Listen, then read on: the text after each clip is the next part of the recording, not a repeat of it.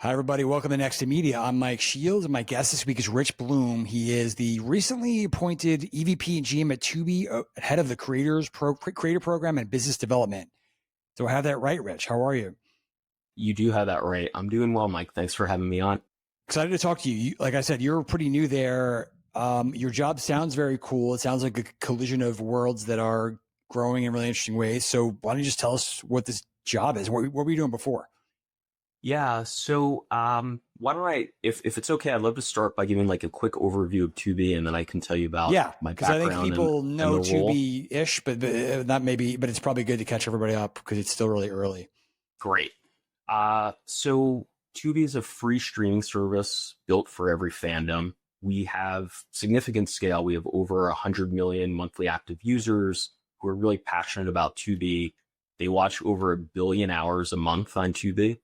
We account now for about 2.2% of the total US TV viewing audience. You've been popping on that Nielsen Gauge chart the last year or so, which people notice. We've been growing a lot.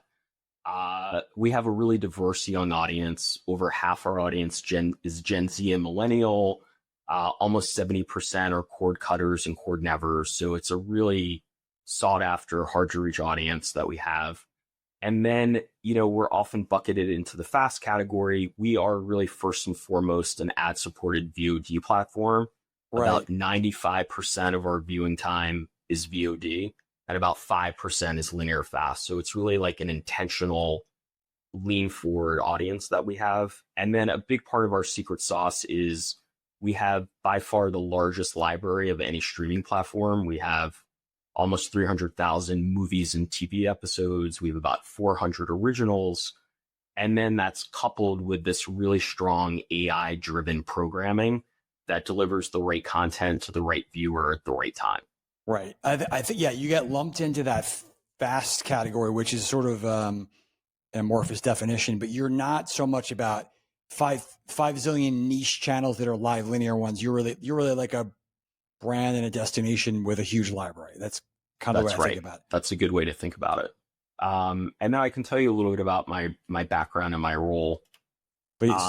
So I joined Tubi about 3 months ago. Most recently, before Tubi, I was at Vimeo, where I was the GM of Vimeo OTT. And one thread throughout my career has been at Vimeo and previously at startups and other larger companies.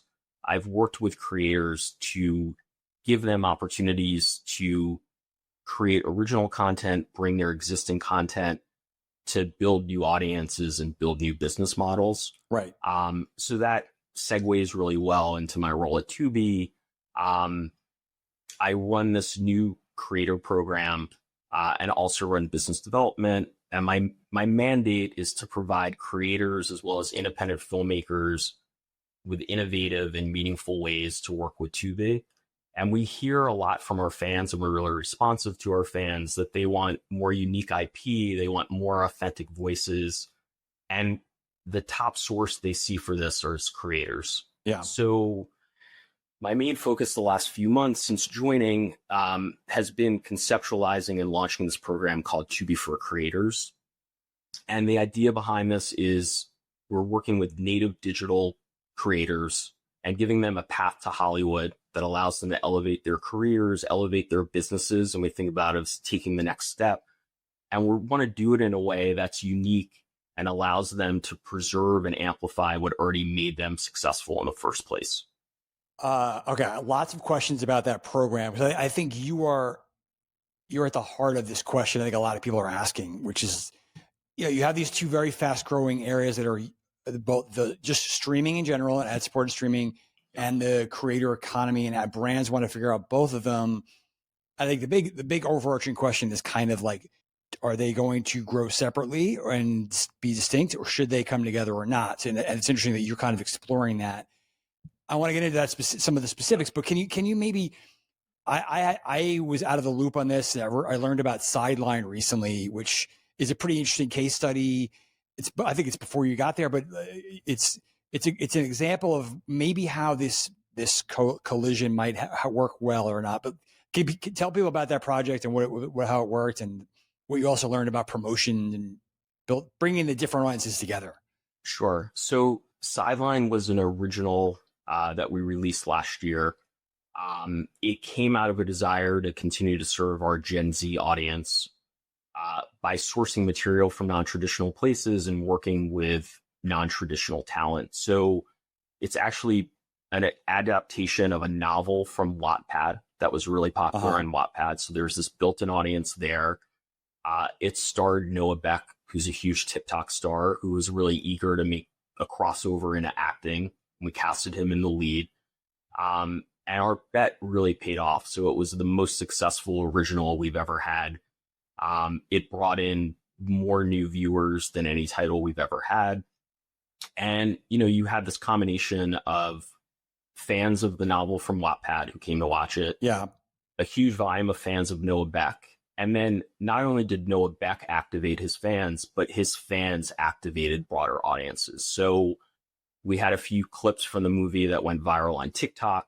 There was one audio in general of nice catch quarterback that, you had NFL teams replicating celebrities, other creators, and it just created this viral loop that just kept driving audience to us to watch the movie. Okay, so there's a bunch of pieces there. This has every element of this is going to go wrong, right? Like Hollywood saying, let's put a TikTok kid in a movie, that'll work, and that sounds like that's going to go bad. Trying to get the presumption is you can't get TikTok viewers to come to television. They're young. They don't like that, the interface experience. It sounds like everybody wants to like make a viral thing like that happen. I wonder if you can engineer that at all. So why did this work? Like, because it could have gone wrong in so many ways. Yeah, I mean, look, I think it was a combination of a lot of factors that went right. I do think the underlying IP being something that, the majority of people that came to watch it certainly had not read the book on Wattpad, but you had some users who had. You had Noah Beck, who was really innovative. The movie was good and it was really entertaining. And, I do think it proved that there's this misconception that Gen Z is, not watching streaming services, not watching TV, and we find that not to be the case. The other thing that really helped here is Tubi is a really easy to use free service. So the fact that we don't have a paywall, you're not asking too much to like send people back and forth. Yeah, I mean, it's one of the things that has made us successful is just we're very accessible. So you can log in and there's some advantages, but you don't have to. So, somebody would see a clip of this on TikTok on their phone and they could click a link and go to Tubi and watch it on their phone, or they could, watch it on their TV. And we had a lot of viewing on both TV and mobile for this. So that ease of use and accessibility without having a paywall is a huge advantage when it comes to something like this that goes viral when you want to drive new viewers, and a paywall is very cumbersome, especially when you're trying to attract a young audience. Don't always have a lot of money to throw around. Okay, so I want to ask. So let's get into the creator program you reference you're working on, because I think there's a couple of interesting questions you're exploring. I think we've definitely seen with YouTube's growth that there is at one point you might have thought those kinds of formats don't work on television, the vlogger thing or the gamer thing. That's the reason they work is because they popped on other places. Why would that work on the TV screen? That seems to be disproven. But how do you figure out it's such a vast landscape, what to put on television and what format and why?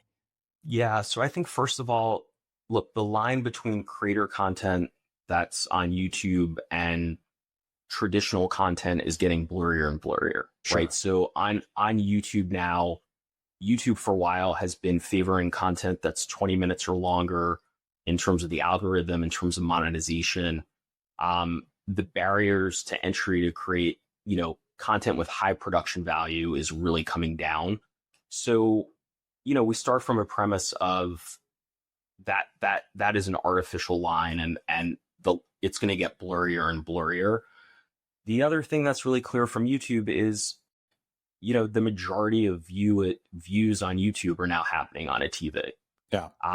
Right. And we're seeing creators cross over more and more, and have their shows on streaming services. So, one of the so we look at it as there's a big pool of talent that are talented in front of and behind the camera, creating high quality content that's already being consumed on TV and has the opportunity to be consumed on TV more.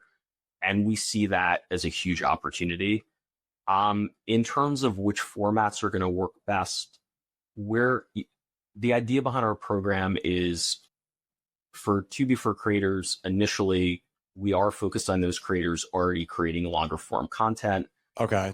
And we're giving them an opportunity to have their content on Tubi, reach a larger audience, get incremental monetization. Our starting place is focusing on genres that already do well on Tubi, but being experimental and open with the formats that we're going to try. So, for instance, and we launched the program about 6 weeks ago. So we launched the program. So it's real early. It's real early, but it's moving fast. So we launched the program with about 6 creators, about 500 episodes of content. 6 weeks later, we have almost 50 creators and over 5,000 episodes of content. So it's moving fast. We're seeing amazing performance. We're seeing huge engagement with this content. And we're focused on bringing in content right now in the genres that already do well on Tubi. So a couple of examples of that are coming of age stories, right? Like Sidelines. So we have creators like Kanigar Dion and Dan and Raya who make these great teen drama series. Black entertainment's a really big category for us. And we have creators like Funny Mike and the Prince family who are doing really well. Thriller and horror is a big category for us. And there's some really talented creators there like Watcher creating, really high quality episodic content. And this content is really resonating with our audience. It's generally 20 minutes or longer, very high production value. And we're featuring it on Tubi in something called the Creatorverse, where we house all of the creator content and viewers are discovering content there. But then it's also living side by side traditional Hollywood content in the corresponding genres. And we're seeing our, Tubi fans are discovering it in both places, engaging with a mix of creator and traditional content, and it's off to a really strong start. So again, really early, but it sounds like you don't you might think, well, let's just find, the 10 biggest creators with huge followings and stick them in a preconceived show or something. Regardless of whether these people are proven as actors, it sounds like you have to have some kind of chop, so to speak, that will lend themselves to episodic television or your scripted stuff. Is that hard? I don't know if that's a hard and fast rule at this point. Did you figure it out? No, I mean, look, we have 2 different approaches. So there's the sideline approach where you're doing more of a traditional production and you're casting a creator in a role. And we will do more of that. We have a YA slate this year with some interesting creator talent cast in it. And that's a path we're going to pursue and we had success in, and that's something our content team will continue to work on. What I'm focused on is a much bigger opportunity to do much more than work with 5 or 10 creators or, bring in a small number of creators to create, a new original show where we're pairing them with a production company. We're really, we generally have a point of view of we're much more ambitious and optimistic about the potential for creators. Our point of view is creators are the new media startups. They are sophisticated. They're producing content. They own IP. They have huge distribution channels. They have giant fan bases who are really loyal. And we are really betting on creators and believe there's a wide variety of creators that are a fit for Tubi and a fit for streaming platforms. And so we're starting with this really simple way to get them on the platform by taking content they're already producing for YouTube and other platforms and bringing it to Tubi. And then we're seeing what content performs well. And we're already going out to creators who are in our first cohort of launch partners. With a little bit of learning, this is what we should do next time. Yeah, and it's less prescriptive than that. It's more your content is performing really well, and we are going to invest in them to help fund production for them to, level up what they're doing a little bit. What I hear from creators is not, I want to get paired with a production company and create a traditional TV show. It's, I want to if I could increase my budget by 50 or 100%, I could 3x the quality of what I'm doing. And I have a clear vision of what I want to do. So our approach is really to make those bets and to, out of the gate, it's to be pretty hands off in terms and give them a huge amount of creative freedom and make bets on creators that are performing well. And, one of the bets we're making is we trust creators know what their fans want and they've demonstrated they know what they're doing already. Like, don't mess with that too much. They know it. Yes. And we're trusting them with budgets and to manage those budgets and to deliver content. And we're going to deliver it to our audience. So, we're working on our first few deals with creators that, joined us just 6 weeks ago, and we saw really strong performance.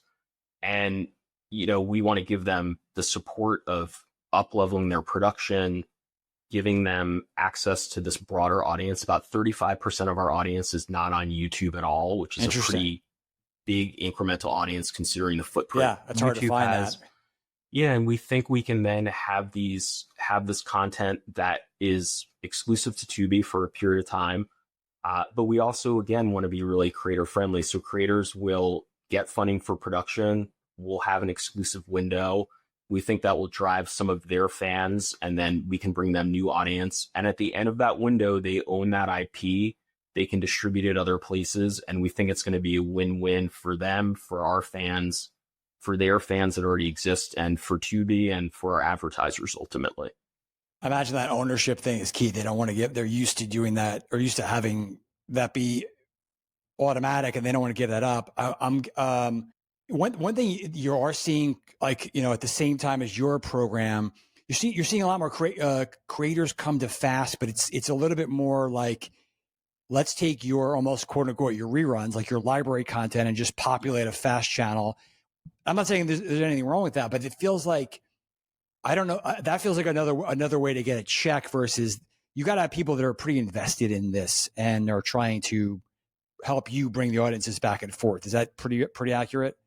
I actually view it differently. Okay. Right? I don't think there's I actually think in some ways creators have more to gain than traditional media does in distributing their existing library, whether it's fast or VOD. Right? I mean, people on the traditional side, the thinking is you have this library of content, you have this IP, and you should find the best way to exploit it and the best way to build more audiences. And I think it's even more true for creators who often only distribute to YouTube and social and don't reach a lot of audiences that don't go there. And frankly, a lot of those audiences don't really understand what's there. So my point of view is it's complementary. Like, there's a really valid and valuable pathway to distribute existing content to streaming platforms, whether that's fast or AVOD or SVOD, drive incremental revenue, build new audience. And it's frankly a low friction way to do it. As a platform, we view it as a way to get really high quality content that's unique for our viewers that they're going to enjoy. And then when we take that step of bringing exclusive content, we've already built up a new audience who's a fan of the library content, and vice versa. There are a few deals we're doing where out of the gate we're getting exclusive content, and in all of those cases, we want to get not just the exclusive content, but get some mix of their catalog content. Because our view is once we have a viewer engage with that content and become a fan of that creator, we want them to be able to go down a rabbit hole. So there is a library play for this. Even you're kind of bringing those two strategies together. That's interesting. Yeah, and I think for creators, it's a way for them to, bring a large mix of exclusive and non-exclusive content and really, serve existing and build new fan bases. Like any media company would, like any production company would, right? Exactly. Okay, obvious question here is, how can or should brands get involved? Like, is this just yet another source of great inventory? Is this like a way to reach these particular audiences, which is great? Or are there ways for brands to get involved at a deeper level?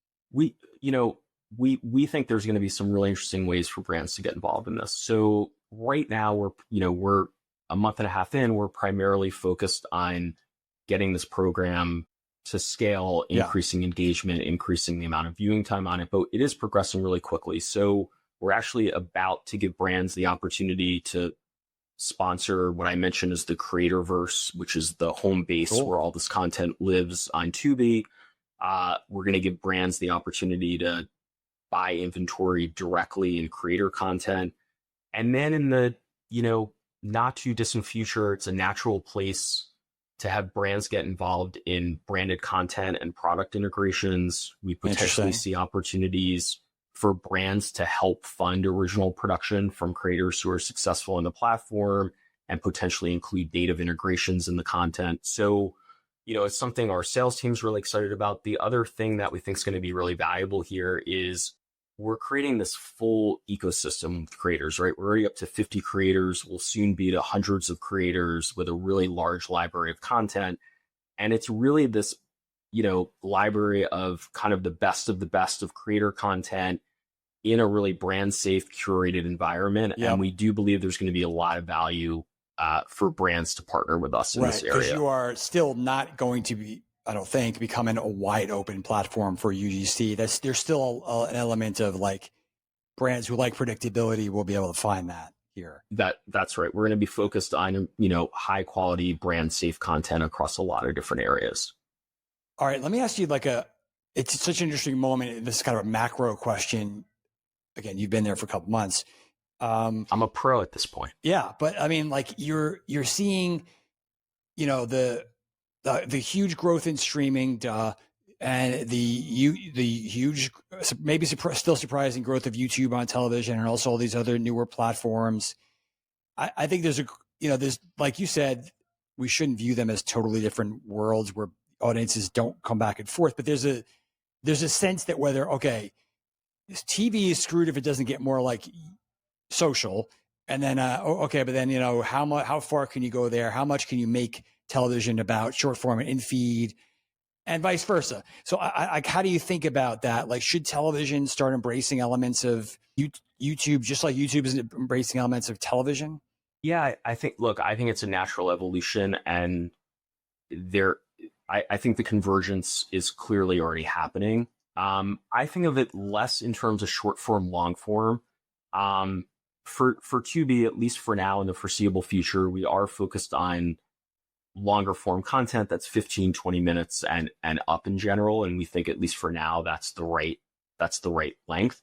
I think, and I mentioned this, like, to me, one of the biggest things to take from what's working with creators on YouTube and social platforms is those platforms are not, they're not giving notes to creators. They're not prescriptive about what type of content should be there. And that's a lesson we really want to take. Again, we're not going to be an open platform, but we want to choose creators that we think are a good fit for Tubi, and then just let them do their thing, and trust them.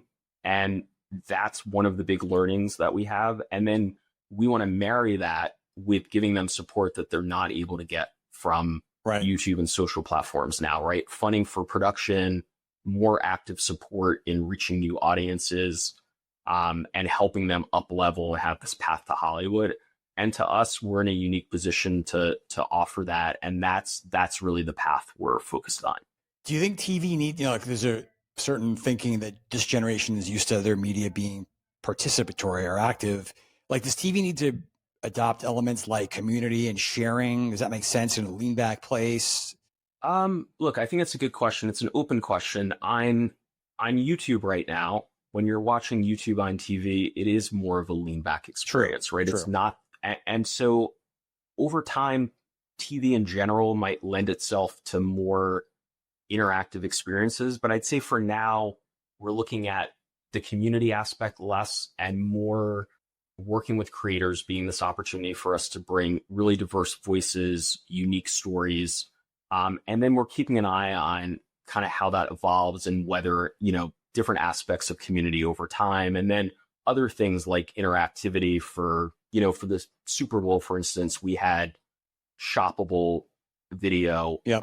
as part of our shoulder content there. So those are things to look, that all streaming services are looking at. But for now, it's not the primary focus for us. Lastly, besides the Super Bowl, give me something. What's popping on Tubi that maybe people don't expect or appreciate besides your work, of course, and then give me something weird to find. What was the last thing? Give me you said, something Mike? weird. I like to go on weird rat holes myself. What should I dig up on Tubi? So look, I would say I wouldn't point to just one thing on Tubi that people might not be aware of. I think the really unique thing about Tubi is we have, because of the breadth and depth of our library, we're just feeding all these different fandoms, and there's so many different unique things with these really, really passionate fans. And, we see these things on social of, people talking about Tubi movies, which are original movies from really independent filmmakers. And to me, what's unique about Tubi is you have these subreddits where people are talking about these Tubi movies and original series. Like, one thing doing great right now from a creator named Big Jaw is this series called The Lesbian Homie. And then on the other side, you have people that are really excited that we have Murder, She Wrote right now. Yes. And we thrive on serving these really diverse fandoms. And that is something we're going to continue to do, and really a big part of our secret sauce of what's driven our growth. My question about Murder, She Wrote is, why would you ever hang out with her if you knew that character? Because someone always dies wherever she goes. That's just it's a question. It is I've had for a long risky time. proposition. Right. We're going to get to the bottom of it. Right. All right. All right. On that note, let's leave the mystery there. Awesome conversation, Rich. Fascinating stuff. Let's talk again. All right. Thanks, Mike. I really appreciate it.